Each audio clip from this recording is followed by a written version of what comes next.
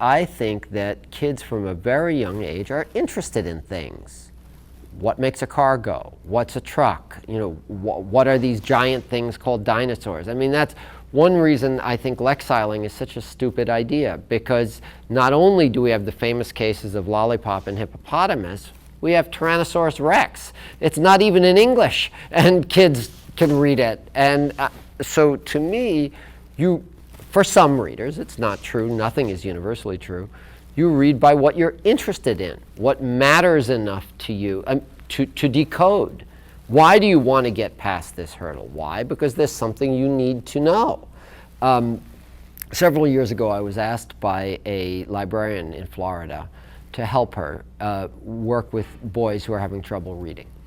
And so what she did is, she said, here are the worst middle grade boys who are most behind grade in reading. How are you going to, what can you do for them? And I said, all right, I'm going to form a club in which they're going to try to figure out who's going to win the next big sports event. And they're going to have to read articles, they're going to have to look up statistics, they're going to have to compare their knowledge with other people.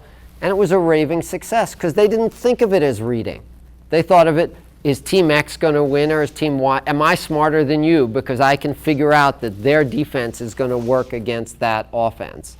And the boys loved it. And so to me, I think parents need to realize for some kids, the entry into reading isn't necessarily story. It can be story, and nonfiction can have story. But for some kids, it's just purely, I want to know. This is one reason why I often tell my library students, I think summer reading lists, or parents thinking of children's reading over the summer, should always include how-to books. What do you want to do over the summer? You want to do things. You don't want to read about a kid who goes to camp to do things. You want to do things.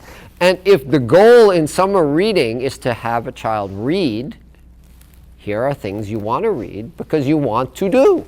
You want to be a better batter. You want to learn how to tie knots. You want to see some aspect. You want to count monarch butterflies and be part of, some nature project. So to me, and this is my last point, what do we adults read for?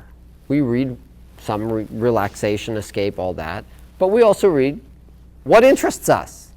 You like cooking, you read cookbooks. You like quilting, you read quilt books. So why would that be different for kids? They're interested, therefore they read.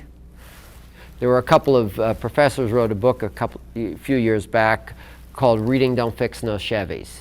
And it was about boys and reading. And what that book argued is the boys they analyzed, the one thing they did not want in a book was an interior emotional journey in which you come to recognize your inner self.